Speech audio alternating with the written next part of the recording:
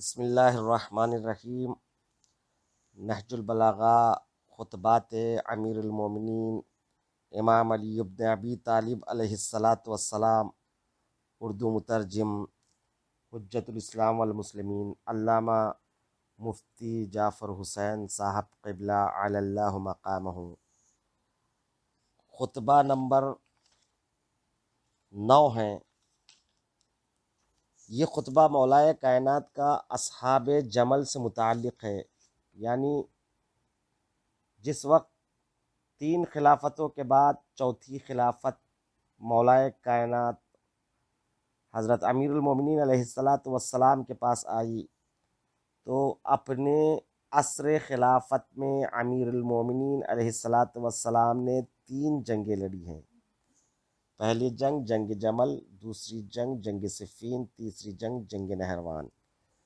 جنگ جمل جو مولا نے لڑی ہے وہ بیعت شکنوں سے لڑی ہے، یعنی زبیر ابن عوام اور طلحہ، یہ دونوں وہ تھے جنہوں نے علی کے ہاتھوں پر بیعت کی، مگر بعد میں یہ بیعت سے مکر گئے اور رسول کی زوجہ حضرت عائشہ کو انہوں نے ساتھ لے کر جمل میں، جمل یعنی اونٹنی جس پر رسول کی زوجہ بیٹھی ہوئی تھی، وہاں بصرے میں یہ مولا کائنات کے آمنے سامنے آئے تو بڑی شیخیاں بھگار رہے تھے، ہم یہ کر دیں گے وہ کر دیں گے، کہ آسمان و زمین کے قلابے ملا رہے تھے اور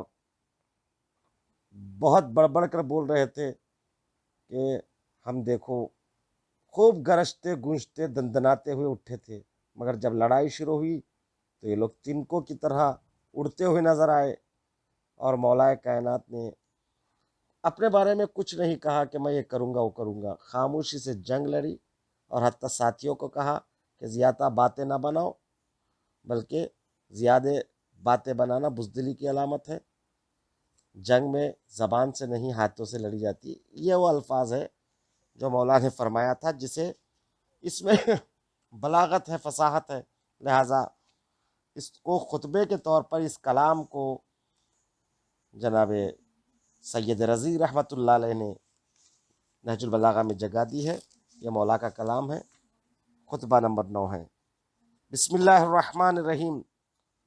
وہ بجلی کی طرح گرجے اور بجلی کی طرح چمکے، مگر ان دونوں باتوں کے باوجود بزدلی ہی دکھائی، اور ہم جب تک دشمن پر نہیں ٹوٹ پڑتے گرجتے نہیں، اور جب تک عملی طور پر برس نہیں لیتے لفظوں کا سیلاب نہیں بہاتے۔